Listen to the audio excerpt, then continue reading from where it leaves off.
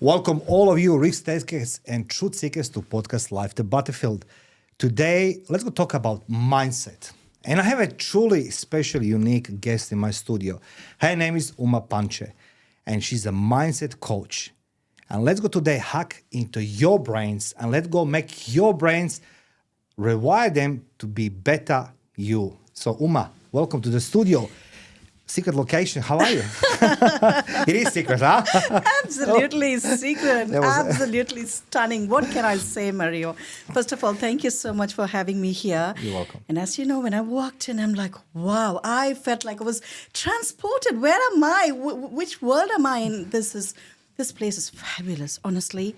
There's a sort of vibe here, and I can sense it. I get it. Okay. And I'm so pleased to be here, mainly because life, the battlefield, yes. And just walking in here and just telling me that from where to where you've come, victim to victor, and where most of us are going through this sort of journey.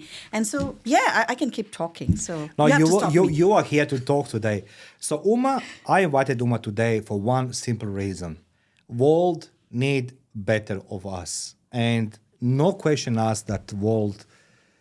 We have been surrounded the past 2-3 years. They changed our brain wiring, changed our perception of each other. I'm noticing people are angry with each other more. Did you notice this? It's like becoming very selfish world. Like in Australia, where everything was like always, welcomed and full of energy. People become different, but not because they wanted, but situation. So Uma, you have it today. Special task to make everybody happy, healthy, wealthy, and very, very interesting. So Uma, absolutely, yes. Story. Who is the Uma Panch? Okay. So Uma Panch is definitely different person to different people. But let's just get to the basics, right? Mm-hmm. So in terms of what I do, I'm a mindset coach, and I work with intrapreneurs and entrepreneurs to help them break barriers, unleash their true potential, and become their best possible version. Yeah. And the kind of people I work with is anybody like a business owner, CEO, could be an entrepreneur, a doctor, a behavioral therapist, everyone out there who are helping others. And that I want to be there to help them to completely, truly unleash who they are. Yeah. And I do this by working with their subconscious mind, by reprogramming their mind, by rewiring their brain, and transforming their personal and professional life. I like the way you say this, that you want to transform other people's lives the way they want. So, Uma, I want to dig deep, like you become the life coach, but what possesses you to, this industry is very, very challenging, right? There's a lot of business coaches there. And I know we spoke about this before our interview. There's some qualifications are necessary to become the coach. But what are you saying about these qualifications to be a successful coach like yourself? Thank you so much. The first and foremost qualification is experience. Yeah. Is pain. Is that journey that we go through to become who we are. Yeah. So it's primarily the experience that one goes through and transforming their life.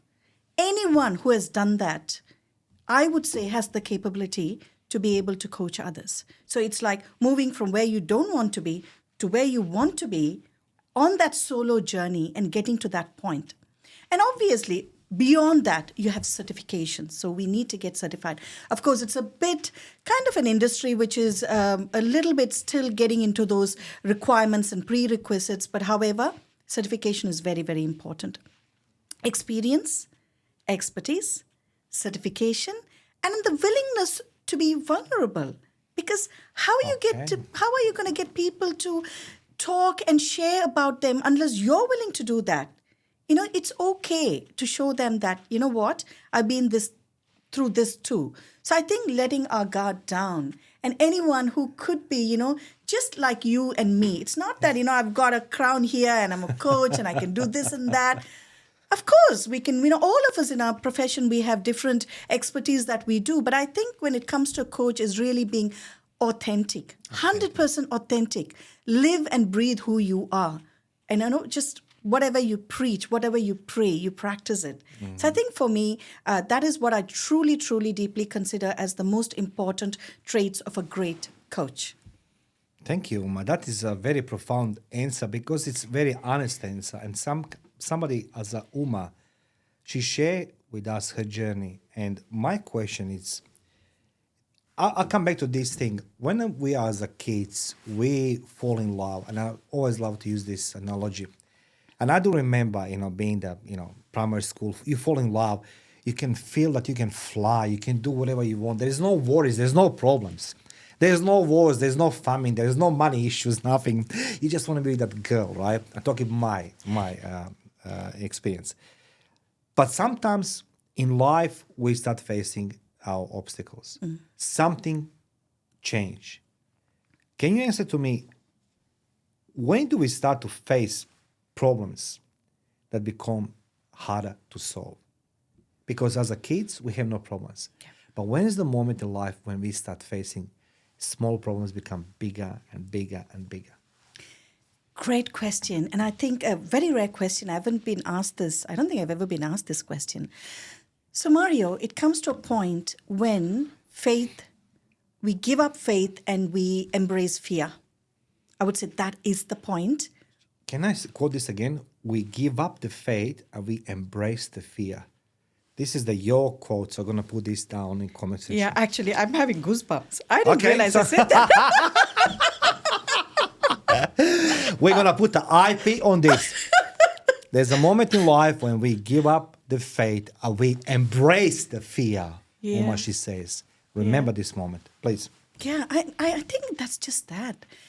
And all this comes, if we want to speak very scientific and we want to talk about how, we change biologically. So as children, we fear nothing. Yeah? We fear nothing. We don't fear to touch the fire. We don't fear to ride a bike and fall down. How many ever times you fall, you get up and you still do that. Yes. Why? Because we are coming from a place of pure consciousness, from a place of pure being in the moment. There is no past. There's no future. There's no concerns about anything. And everything but curiosity.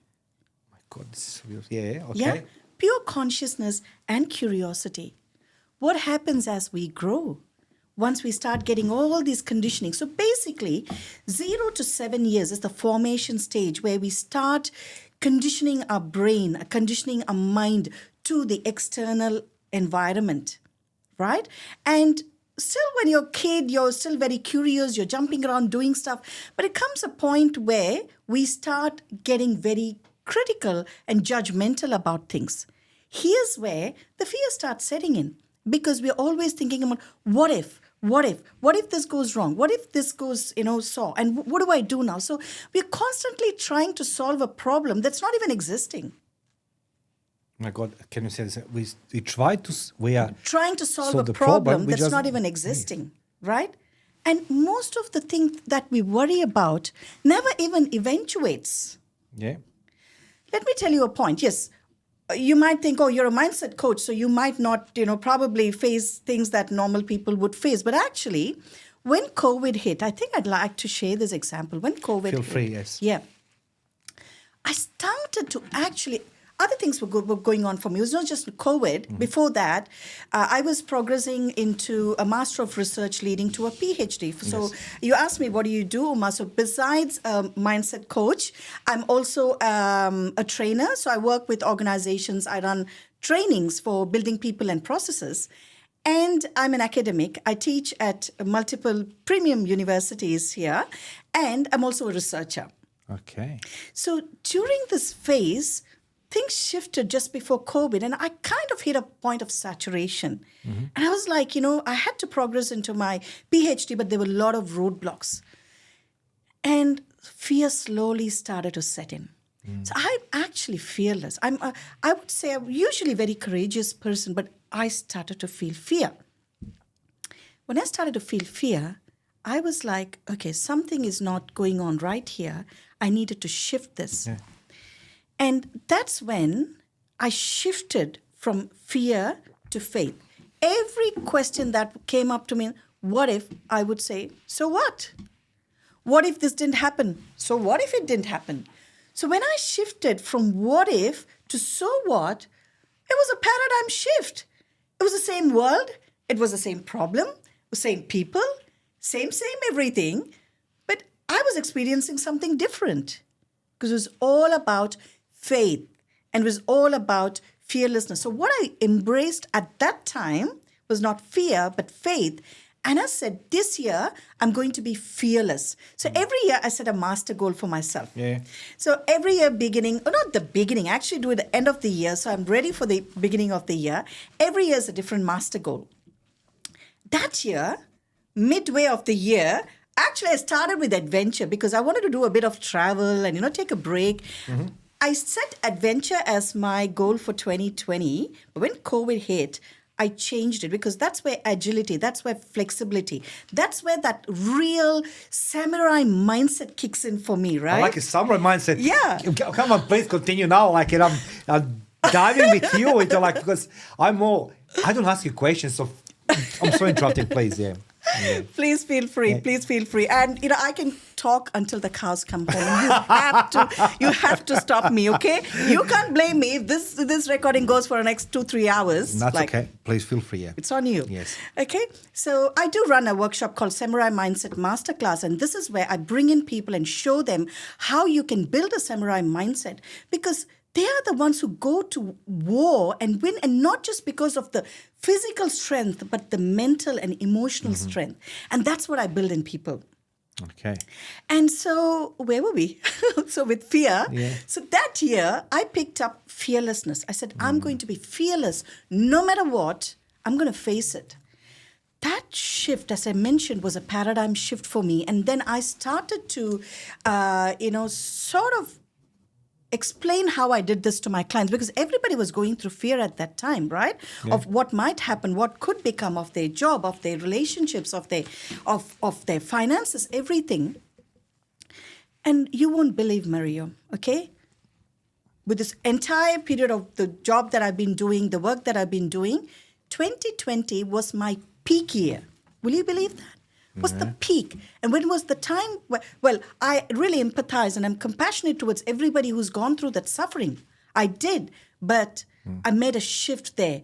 I upscaled, upgained, my mindset. And when that shifted, it was my biggest year ever. And I got featured as the top 10 business coaches inspiring and empowering in 2020. Okay. And I got featured in Yahoo Finance and many other leading magazines and papers and, also that along with Marie Forleo, like leading coaches like her. And I'm like, man, how did this happen? Yeah. Simple mindset shift. And that's the thing. I wish people would have that ability to make that mindset shift and knowing that when that shift happens, your world changes. Because it's not about the external world that's determining our fate. It's the internal world.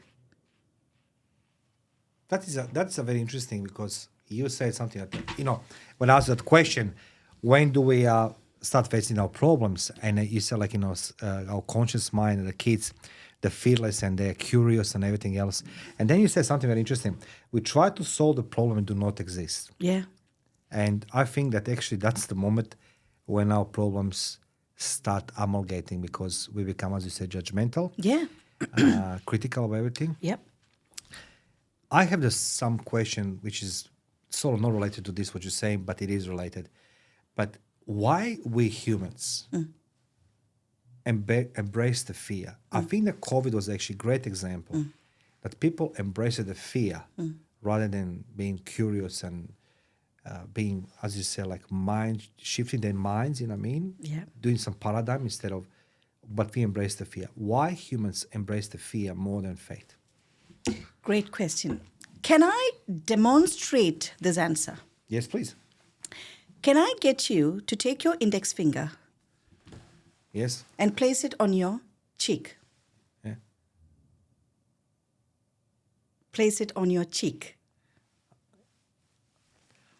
Can you repeat this? That was a trick. Okay. The answer is there. So the answer to your question is there. You tricked me. I mean, like, I'll not forget you this one. Oh, okay. I'll tell you why. Most people do that. And the reason is subconscious conditioning in autopilot mode. We are on autopilot. Who is consciously breathing? Who's consciously speaking? Who's mindfully talking? We're all working from a subconscious level, which is already auto-programmed to react in a certain way, to talk in a certain way, to be a certain way. That is why when something happens, you become fearful because that's how you're conditioned to become. So breaking barriers, breaking that fear is what I help my clients do through that subconscious breakthrough. So what happens is when I work with your subconscious mind, I help you. And this is part of the mindfulness research that I'm doing. I mentioned earlier that I'm a researcher, and presently I'm doing my mindfulness research for basically workplace wellness, for stress reduction, peak performance, and overall well-being. Most importantly, with leaders, to show them that how you can be conscious leaders, making decisions that's coming from consciousness rather than subconscious conditioning. And then shifting people to super consciousness. I want to get one level above, not just subconscious, but tapping into your super conscious genius, where that intelligence, superconscious intelligence, it is unbelievable, Mario, what a person could achieve through that level of intelligence. We've all got it. You've got it. I've got it. I used to do the same thing. You said cheek. But interesting. I don't even analyze this because I know. You told me what to do. Yeah. But yet I was repeating, your visuals, right? Yes, exactly. Yeah. And I'm like, that's a good one. It is, yeah. And that is because the thinking was autopilot, just went on an autopilot mode. Imagine if we are more conscious about what we are doing, taking a moment to pause. Yeah. Because all of us are rushed. We are in such an information overloaded world, and we're just rushing to get through things. We don't pause. All I'm asking is pause, breathe, be in the moment. That's very interesting because my previous question was like, when do we start facing the problems? And you give the answer second time. Pause, take the breath, right? And the moment we take the breath, we realize we can hear the world. Yeah. And I was always believer that, COVID's going to make people to start thinking different ways, to understand that money is not always, most important thing, that the family is, let's go say, important, that the health is important, they have a roof above your head, that you can be grateful to have a food on table. I know personally what means being without roof and being hungry, but that doesn't necessarily mean that I'm going to teach everybody a lesson, because I truly believe we need to experience some event in our life, and COVID was a great event. Yep. Now, what did you saw? How the COVID, our lockdowns on that past 3 years have changed our behavior in humans? Well, I think most definitely it's made many of us a bit more human, because we've kind of, that moment where everybody stopped and stalled and started to take account of where we are and what matters to us. So I think that's definitely, there is a big shift there in terms of how people have thought about their life, and what matters most is, relationships, and what matters most is, self-care, and a lot of things of, where people had a moment to reflect. Yes. So I think that's really great. And there was so much shift in terms of what people wanted to do with their life. They weren't willing to tolerate what they were doing anymore, and making those big decisions that they were not willing to make, moving out of their comfort zone, because they had no other choice now, but they were pushed to certain situations where people had to make some choices that they feared to take in the past. So I think COVID did do some good, as much as it's done a lot of bad. It's, shifted people's perspective around a lot of things. I love your energy. Like what I like about you, you don't see it's just a doom and gloom and everything's bad and everybody, it's gonna, burn in hell, whatever, you know what I mean? You still believe in humanity, which is a very good thing. Now, gratitude. I like to talk about gratitude. Did I ask a good question? Unbelievably Are you okay? You feel okay? Wonderful question, Mario. Wow. I'm interested, Uma. The world is filled with all these gurus, all these personal lifestyle business coaches, right? We're going to come later to that point of social media phenomena and gurus over there. And everybody try to give advice or tips or how we should perceive the gratitude and how we should express gratitude. But I take a step back, because I wanted to hear from you because you're a true expert. And, this is a topic very close to your heart. Now, I want you to share with our audience, Uma, what is the gratitude? How we should express the gratitude? Okay. And is there any right and wrong in expressing gratitude? So, Uma, Great. please. Thank you so much. Welcome. A brilliant question there.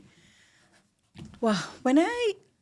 In order to explain what gratitude and, how it works and everything, can I share a little bit about my story? Absolutely. How I started to practice gratitude. So this was a very, very low point in my life. Absolutely rock bottom, quite shattered with things that happened, all of us, things happen, things goes wrong for good people. And you're like, what is this? Why am I here? What am I meant to be doing? And, I hit a point where I was like, asking what's the purpose of my life and why am I here? What am I meant to be doing here?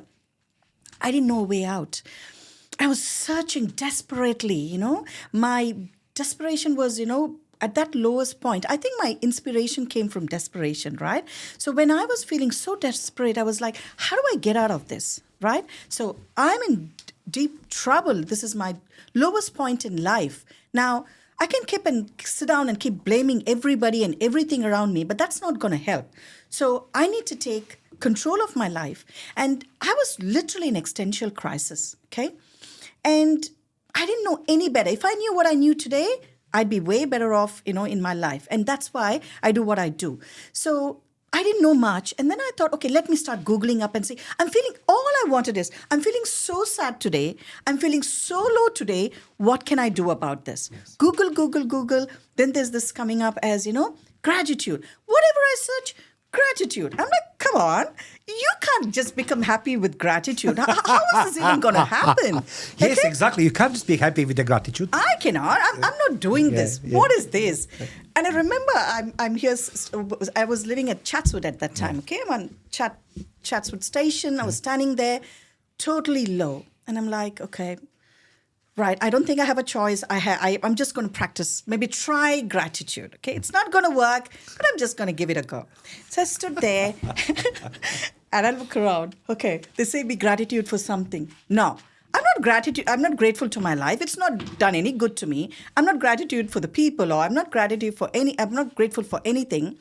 And there was someone who said, just be grateful for the breath, grateful for the flowers. I'm like, okay. So I look around, and there was a beautiful, a garden of rose flowers, rose garden. I've been in that station so many times in the past. Never have I I've looked at the garden. I've never noticed the garden, okay? So now I'm looking at the garden. I'm thinking, okay, today I am grateful for the roses. They look beautiful. Okay. I'm grateful that I've got an eyesight that I can see those flowers and I can see how beautiful they are. And then suddenly, even as I'm talking, something is happening in my body, okay? And then I feel, I'm so grateful. I'm having some neurological thing going on here. Some endorphins and dopamines. Okay, yeah. Actually, it's just secreting. I'm having endorphins and dopamines now releasing for me. I'm feeling, really? You'd see that. I'm sure you can even see that I'll be feeling, I'll sound happier. And then that connected to a point where when I was growing up as a kid, and the first time I saw a rose flower, like my mom brought a rose plant, and and I said, Mom, what color is this? She said, it's called dirty pink. Oh, dirty pink. Can pink be dirty? She said, that's sort of a muddled pink, so we call it dirty pink. And it took me to that memory of my childhood.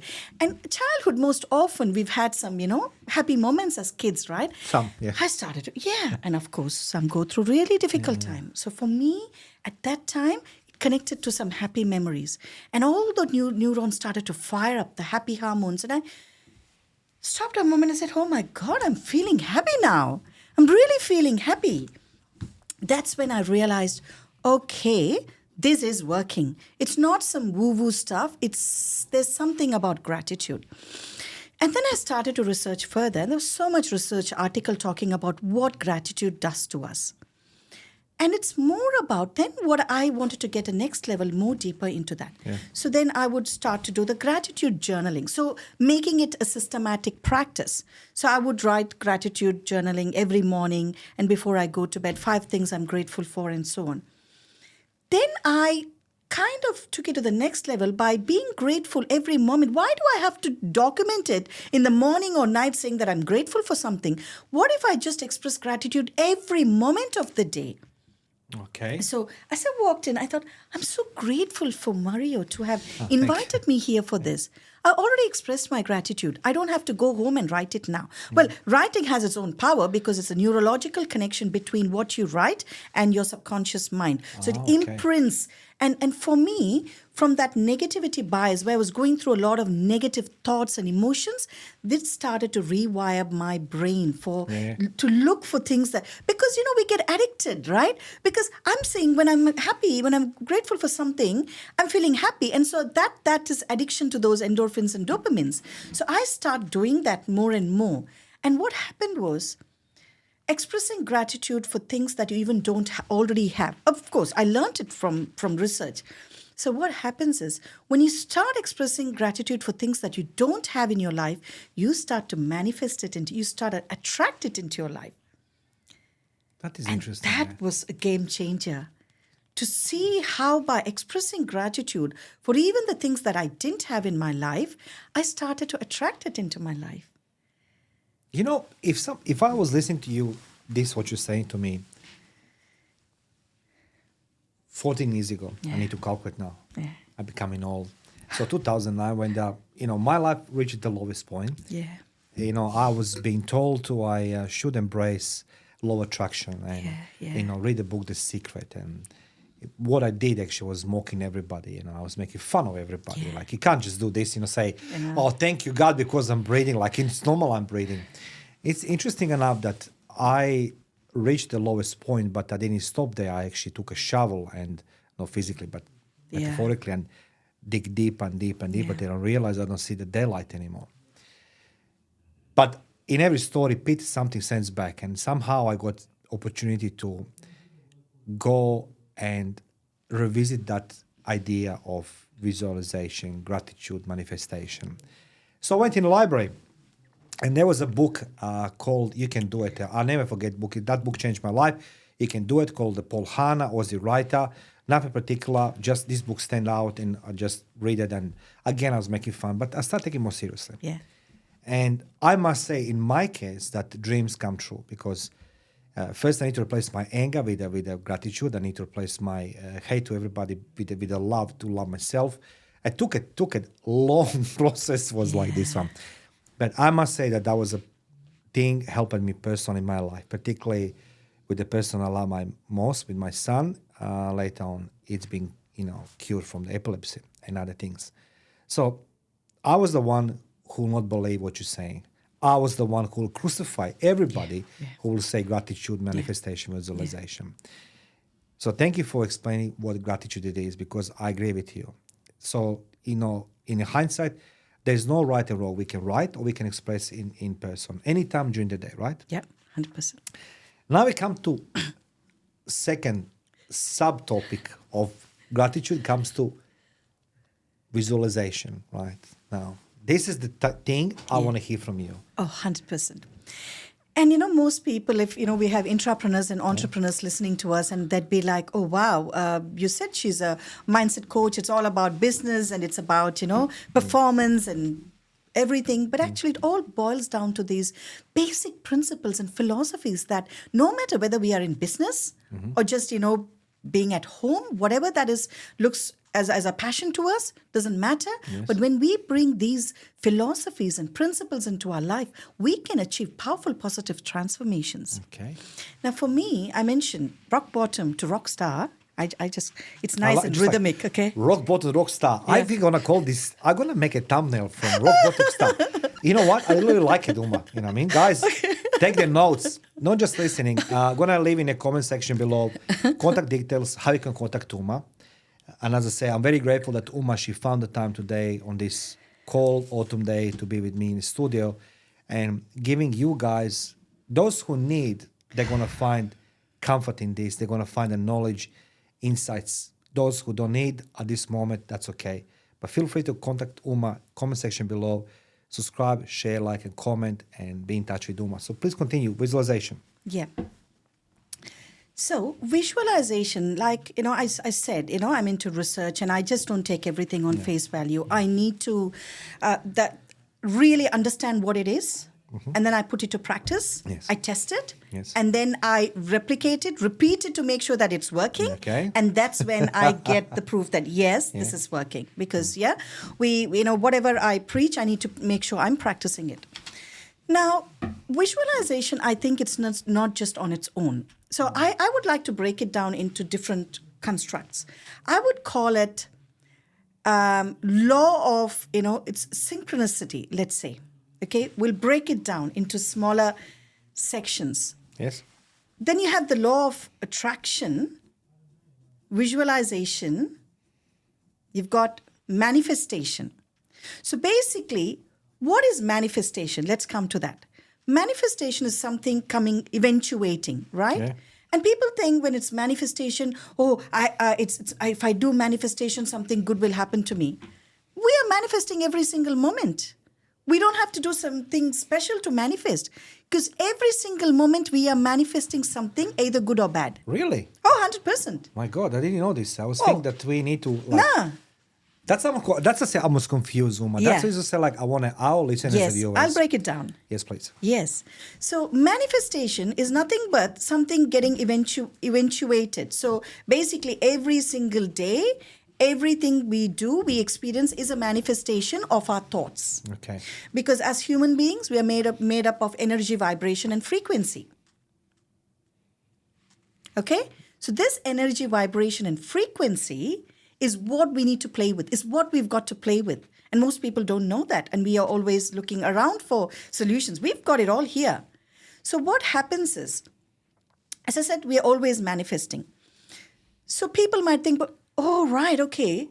Now I see that I'm manifesting a lot of negative things in my life. That's because that's what you're putting out. I don't want to interrupt, but this is what I try to say. Like, why when I, personally in my case, Yeah. I'm even today struggling. Like, Yeah. it's always first some negative thoughts before they come positive. I can't understand why. So I can tell you why. Why? Because we are negativity biased. As human beings, we are biased, negativity biased. And actually, we are like a Teflon for positive thoughts, like it sweeps away, slides away, and Velcro for negative thoughts. We can just grasp it. So I'm not the only one who is You're like just this. not the one. I was in the same boat. I was a serial negative thinker. Okay, I'd be like a compulsive negative thinker. And that's why I had to get out of it, because it wasn't serving me. And what's happening is, so thoughts becomes your, emotions, energy in motion. Yeah. So what energy are you putting out? So that energy that you put out, if it's negative, like for example, I'm going to miss that bus. Yeah. I'm not going to get that job. I'm not going to have that relationship. I'm going to lose this money. Now that's the thought we put out. And when we start putting out that thought consistently, what happens is we give it energy and we give it power. Yeah.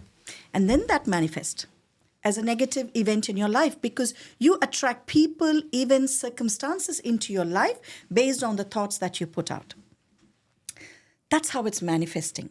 So let's go back to the law of attraction. So law of attraction is where you attract things into your life through the thoughts you put out.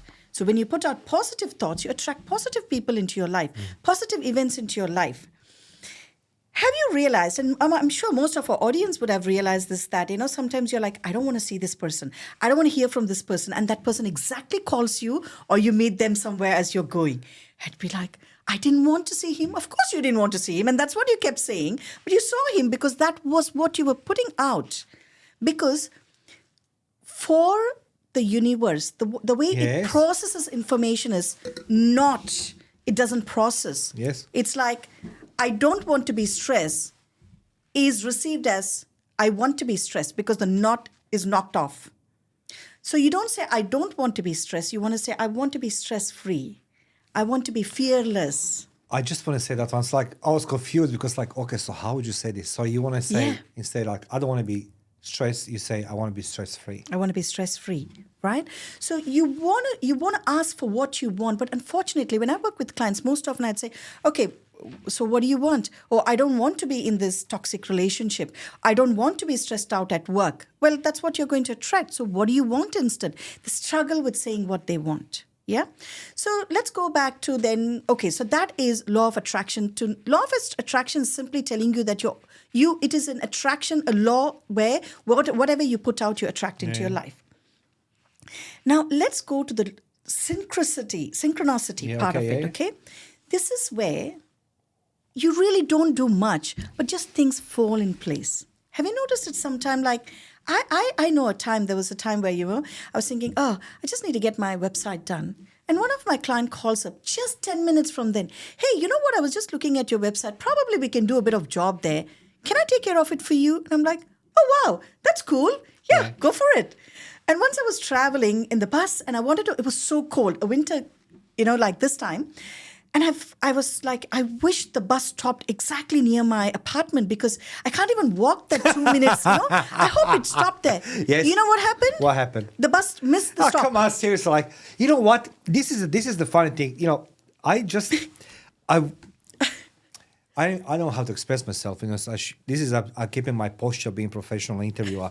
But, being professional doesn't mean it's being serious face. I want people believe in these things. Yeah. Because the truth it is, from my own experience, I can say that everything what you say, it is as it is. Yeah, it is. And when I was closing my eyes, the things was always hate and revenge and it took so long time to read of these things. Stop thinking about positive things. And it's hard, because it's like everybody can say to us like, it's easy for you to think about this. It's like, well, you don't know what I was going through. So that's I always think about people around me.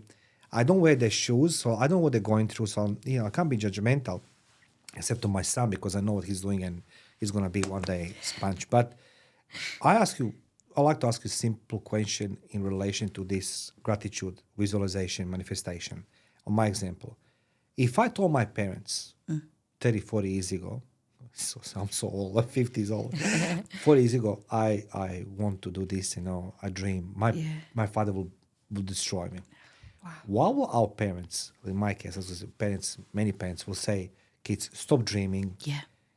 This is a reality. There's no money, there's no jobs, there's no this. Yeah. Why the parents don't invest into their own children to embrace gratitude, manifestation, visualization? Because they don't know what they don't know. Okay, that's so interesting, yeah. Unconscious incompetency. It's a learning phase where we are not conscious about what we don't know. So we don't know what we don't know. And hence, that's why the work like what we do right now, we are going to pass this over to our generations, right? Yeah. Now, the next generation is going to know more about it because we're talking more about it. All these it's been there for centuries and centuries and centuries. But we didn't have that awareness or the access to these information. And that's exactly what I do that's because this is the reason.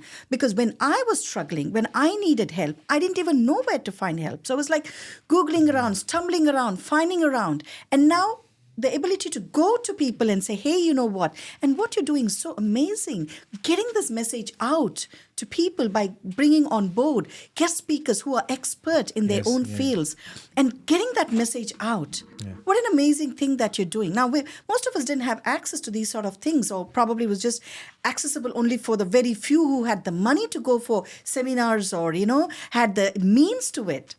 But now, You've made it so simple. And, that's why I want to appreciate the work that you do. And it gives me so pleasure and privilege to be here to be able to talk about this. If this conversation changes somebody's life this moment, I think our job is done. I truly believe that this conversation will change many lives. Yeah. When we need it, we found it. And, most of the time, we're ignoring the signs in our life. I say again from my perspective because, I think I'm a truly artist in blaming everybody, hating everybody, in past and, doing everything opposite I should do. And when I think myself now, how much energy I wasted, how much time I wasted on the things I shouldn't. And the signs were there for me, the books, the videos, the people. And somehow, in one moment, everything disappeared. And I said Yeah. to myself, why is nobody any longer around me? Yeah. Because people say like, well, I gave you a chance, I can't stay forever in your life. There's someone Yeah. just need the help. And that's what you're doing right now. And my question is, in that respect with you, you today open your heart. And I congratulate you for having courage to say that you had a problems in life. Yeah. Because everybody try to talk about their sob stories. My life was bad, blah, blah, blah. Yeah. Nobody cares, man. Life is there. But you embraced your Yeah. failures and Yeah. your misfortunes and turned it Yeah. into the, as you say, from rock bottom to rock star. Yeah. And I really like this one. But world is filled with something else, social media. Yeah. And social media, now, this is a brutal, honest question, Yeah. Uma. Why would I listen to you, not to some gurus on a YouTube for free? Okay. Great question. And there's a lot of them for that. So why would I listen? Yeah, of course. See, I think the best way I can answer this to you, Mario, is that all the work I've done, or the clients that I work with, the organizational trainings that I do, or the one-on-one clients that I coach, all of this, I've not gone for it. It's just come to me. Now, let me tell you why. Okay. Because it's just that my work speaks for itself. I've never done marketing. Well, I don't know marketing. If someone can teach me marketing, please teach me. But I've never done, because I can't do sales or marketing. That's not my thing, right? I do what I do best is to inspire people and help them become their best version, right? Because I want them to self-actualize. That's my journey now. I'm traveling towards the self-actualization. I want everybody to experience self-actualization, knowing your purpose and passion. I turned my pain into my passion and my profession, and obviously profits. I mean, otherwise, if I'm just going to do it for a hobby, it's going to be an expensive hobby, right? Very expensive hobby. Very, very expensive hobby. So obviously, all of us. Yeah. So I want a balance between the material and meaningful world.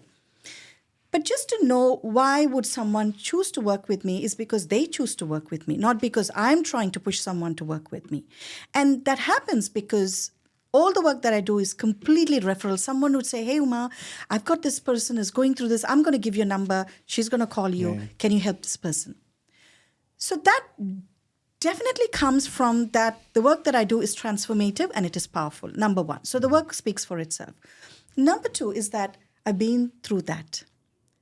I didn't go through things. I grow through things, right? That's what people think. Oh, I'm going through things. No, you're growing through things. So I've done the work from breakdown to breakthrough. I've done that myself.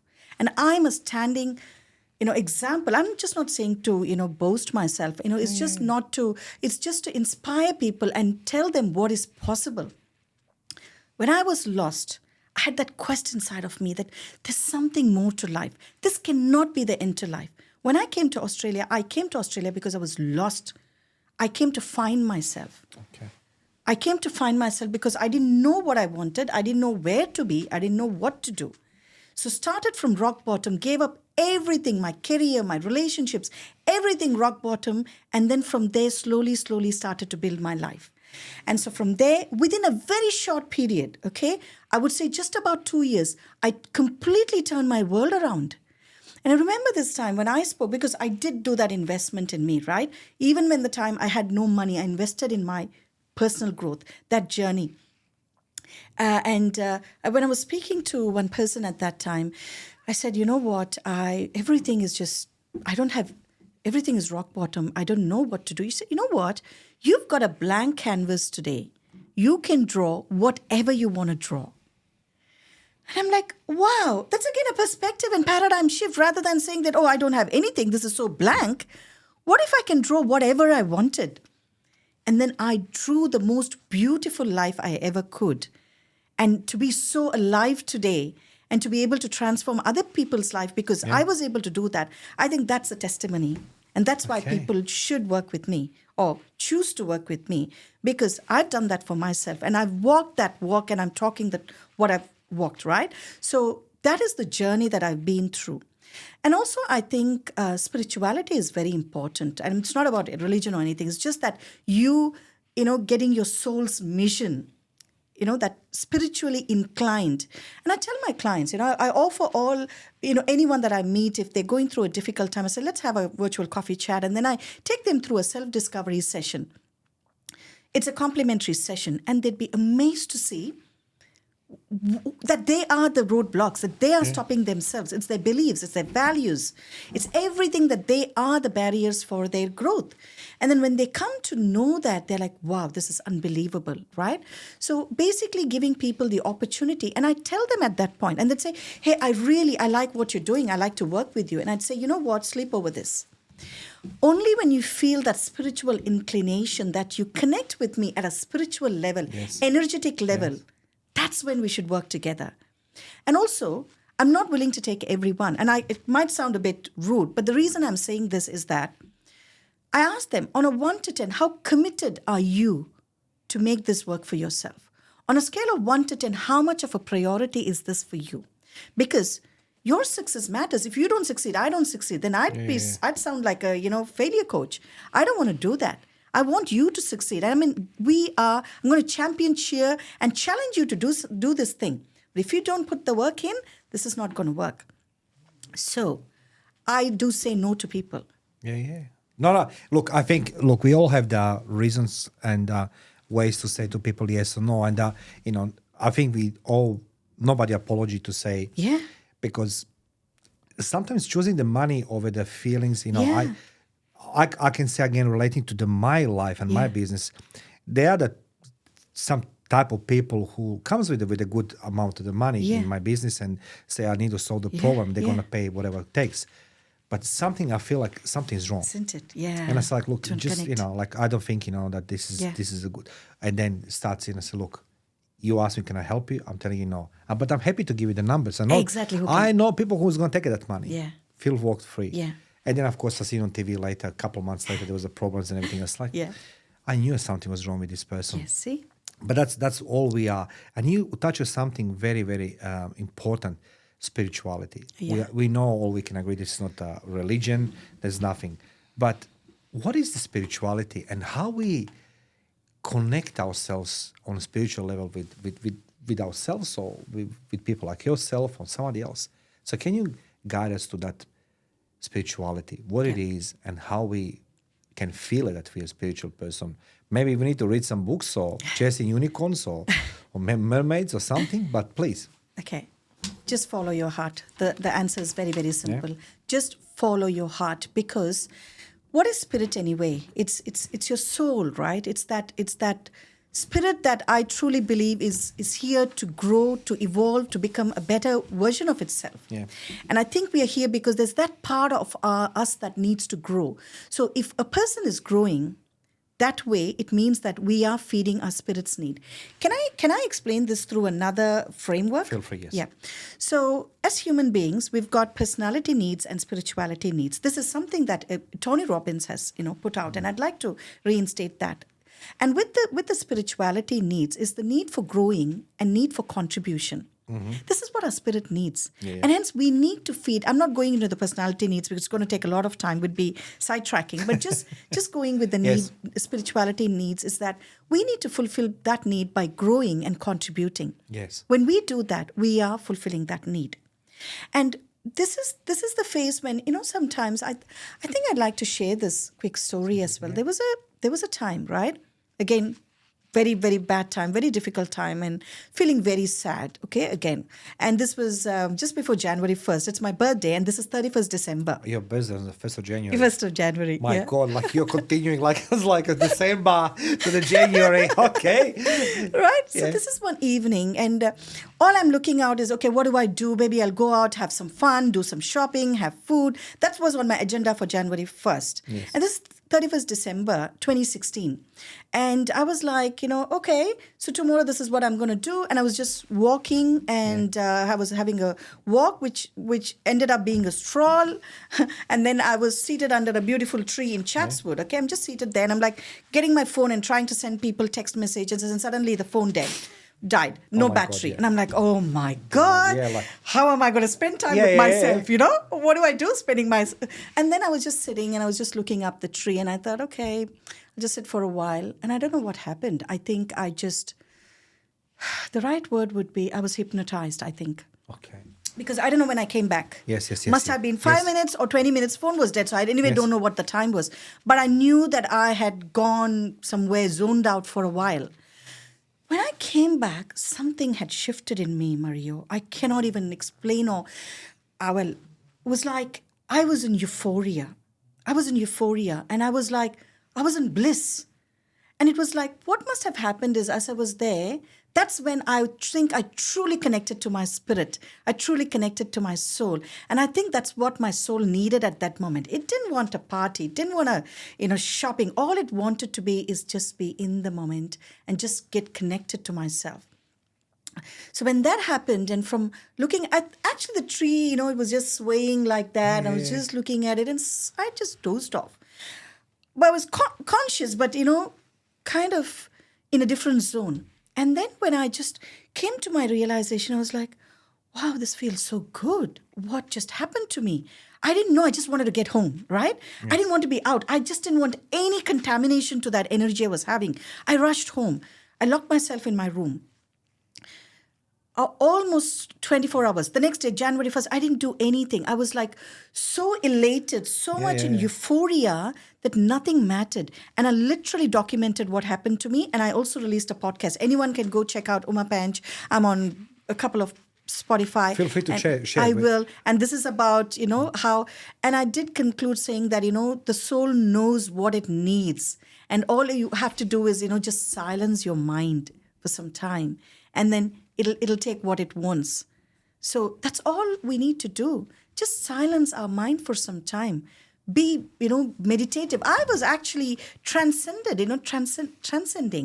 It's meditative. I had meditated without knowing I was meditating. So that's why through mindfulness, I take mindfulness into corporates. I teach, leaders and executives to meditate, to be mindful, to be conscious, so that we can be happy in the moment and we don't have to wait to make the spirit happy. I'm happy right now because I'm just living my dream. I'm alive and I'm grateful. Yeah, that is so beautiful. Very well said. I can even ask different question than, how we can be happy. Actually, what's the happiness and what's the success? And you explained today the most important elements we need in life to feel success. This business way, it's money, it's a life, it's a family. How to feel how healthy and everything else.